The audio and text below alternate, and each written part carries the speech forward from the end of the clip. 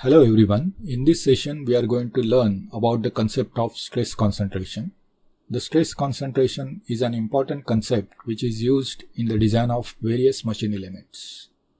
In this session we are going to see what is stress concentration, how the stress concentration factor is obtained, and how do we use them in the calculation for the design elements. Till now in this course we have been dealing with components which are of mostly uniform cross-section. That is, a flat plate subjected to force F. We can simply calculate the stress as force divided by area. However, if the same plate is having a step in its width, the nature of stresses near the step or near the geometric discontinuity is very complex. And in order to determine what is the highest level of stress in this region, the concept of stress concentration is used. Let's have a look at some of the real life examples where such geometric discontinuities exist. The first example is that of a power transmission shaft. For the purpose of power transmission, gears or rotors may be mounted on this shaft. In order to locate these rotors, a step is provided at various locations in this shaft. Also, in order to mount the rotors, keyways are provided. Both of these are examples of geometric discontinuity and they give rise to stress concentration effect. These areas of geometric discontinuity are also known as stress risers. Another example is that of two plates which are welded together. The region where the weld is present is an example of stress riser, and hence the concept of stress concentration is used here. In case of gears, obviously and visibly the geometry of the teeth and where the teeth are getting attached to the hub is an visible example of geometric discontinuity and hence that of stress concentration. There are various reasons because of which the stress concentration can occur. Let's have a look at some of these. As we have seen, the abrupt change or discontinuity in the cross section can occur because of various reasons. One of the reasons would be that of the bolt holes or the shoulder fillet radius, what we have seen on the transmission shaft, or keyways, or oil holes, or screw threads. These and many more are the examples of stress risers. The stress concentration can occur because of material non-homogeneity as well. There could be internal flaws, that is cracks and blowholes, especially in case of cast components.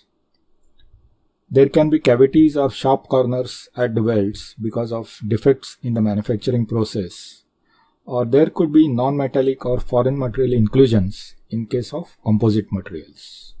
So all these reasons lead to the concept of increased stress, and in order to determine the value of the increased stress, the concept of stress concentration is useful. In order to use this concept in design calculations, we have to quantify this particular idea, and hence we introduced a factor which is known as stress concentration factor. The stress concentration factor is called KT, and it is defined as the maximum theoretical stress near the discontinuity divided by the nominal stress near the discontinuity. There are different ways in which the stress concentration factor can be obtained. Let's have a look at these. The first way is to use analytical solutions in order to determine the values of KT. The second one is the experimental methods. The most popular method is that of photoelastic method. And the third method is that of numerical solutions or finite element methods. To recap our discussion till now, we have seen that In various machine elements, there are geometric discontinuities.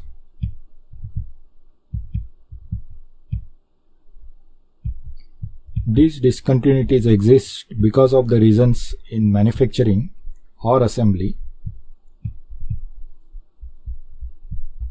Example being keyholes or stepped shaft or oil holes, or they could exist because of material defects. Again, these defects could originate during manufacturing, such as the blowholes in the weld or the cavities in casting and so on. In the presence of such geometric discontinuities, the stress distribution near this geometric discontinuities is amplified, and the value of this amplification is quantified in terms of a factor which is known as stress concentration factor. The stress concentration factor is denoted by symbol Kt. The value of this stress concentration factor depends on what is the geometry change and also what is the nature of loading. That is, if you have a stepped plate, the stress concentration factor against tensile loading would be different than the stress concentration factor for the same plate in the presence of bending moment. So the stress concentration factor depends on what is the change in geometry and also what is the nature of loading. These factors are obtained mainly through three sources. One is the analytical solution,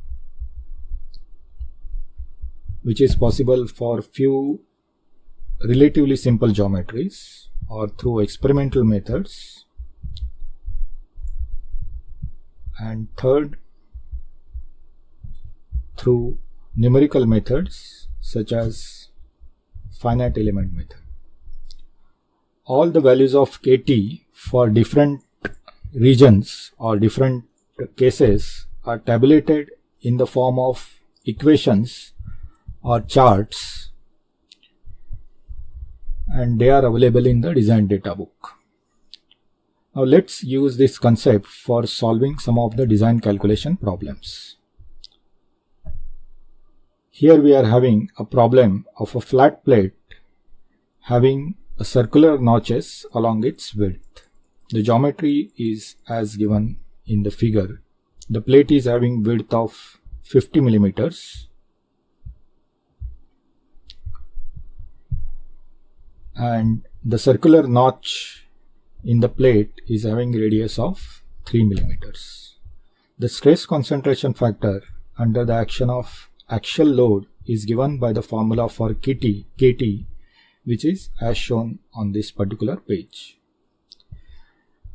In this particular problem, the value of load P is given and we have to calculate how much thickness of plate is required if the material is having strength of 400 MPa and factor of safety is 3. Let's solve this problem and calculate the value of the required thickness. The first step in solving this problem is to determine the value of stress concentration factor Kt using the expression which is given. So in this case, Kt can be written in terms of 0.8 multiplied by the value of d, which is 50 minus 2 times radius, divided by 2 times radius, plus 1.2 the whole under root minus 0.1. So the value of Kt can be calculated as 2.558. Next, in order to determine the value of thickness, we will use the equation for Kt or the definition of Kt, which is given as sigma max divided by sigma nominal. Therefore, 2.558 will be equal to maximum stress, which is defined by the material properties. So that is 400 MPa divided by 3 factor of safety divided by sigma nominal. Therefore, we obtained the sigma nominal as 52.12 MPa. For the calculation of stress concentration factor, the value of nominal stress can be calculated either based on the thickness which is away from the discontinuity, or it can be also calculated using the dimension which is close to the discontinuity. Alongside every stress concentration factor formula or chart, the method to be used for calculation of nominal stress is mentioned.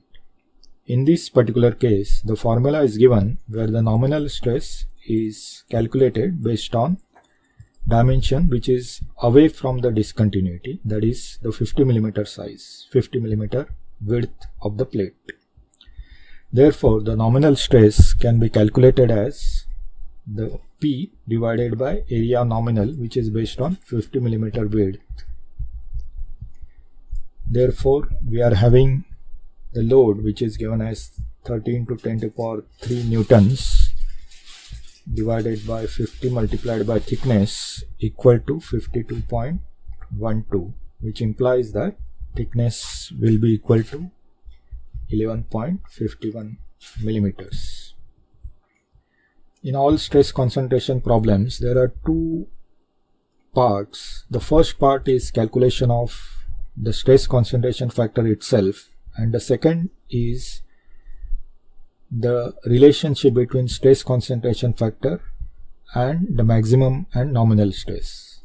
The maximum stress can be obtained in terms of allowable stress for the material, and the nominal stress can be obtained based on either the dimensions away from the discontinuities or the dimensions near the discontinuities. Whether to use away from the discontinuity, as in this particular case, or near the discontinuity, is governed by how the stress concentration factor is determined. So you have to carefully look how the stress concentration factor is defined and then calculate the nominal stress. Let's look at a second example where instead of a direct formula for stress concentration, a chart has been provided. In the second problem, we are having a cantilever stepped round bar which is subjected to bending moment of 1 kilonewton meter, and we have to find the dimension of diameter D using the stress concentration factor approach. The material is given with ultimate tensile strength of 450 MPa and the factor of safety is given as 3. The proportions of the corner radius at the geometric discontinuity is given in terms of the diameter D of the shaft. So the large diameter of the shaft is given as 1.2 times D and the corner radius is given as 0.15 D. The stress concentration factor Kt is defined in terms of two factors. One is the ratio R by D and the second is the ratio capital D by small d. So for our problem, we have to locate what is value of R by D for our case and the value of D by D. Using these two numbers, we have to calculate the value of Kt, and then we have to use the definition of Kt to calculate the dimensions of the shaft. Let's first calculate the value of Kt. So for the given problem, the radius is given as 0.15 D. So that means R by D is equal to 0.15. So let's locate 0.15 for our problem. So we are having 0.15 value occurring here.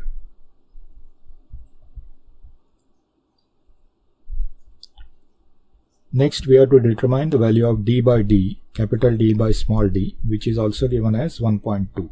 So that is the curve, second curve from the bottom.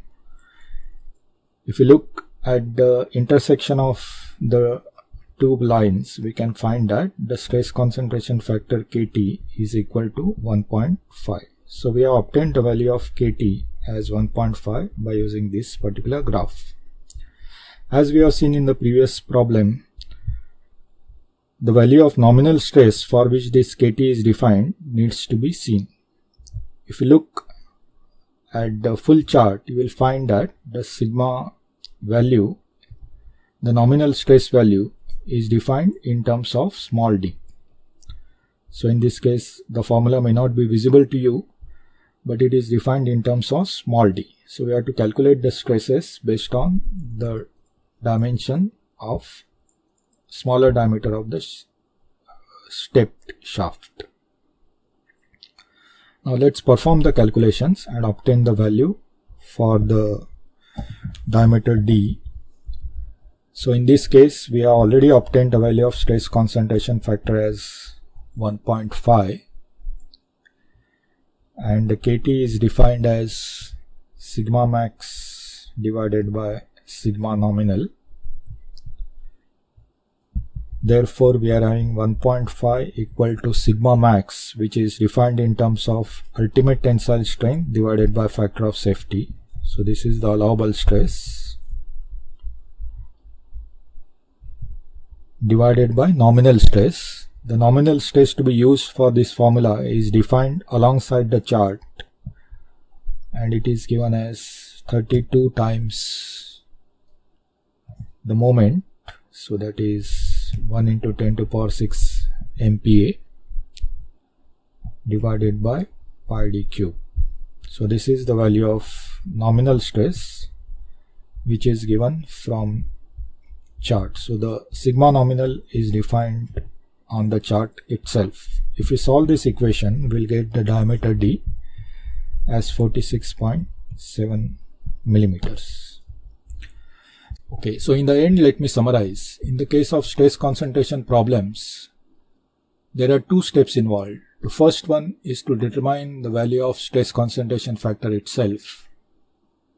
For this purpose, you have to either use the formula or a chart, both of which are available in the design data book for your problem. So the problem is defined in terms of the geometry and the loading. So for your geometry and your loading, find out which is the applicable formula for the stress concentration factor, and using the data available to you, determine the stress concentration factor. The other equation which is to be used is the definition of stress concentration factor, which is defined as sigma max divided by sigma nominal.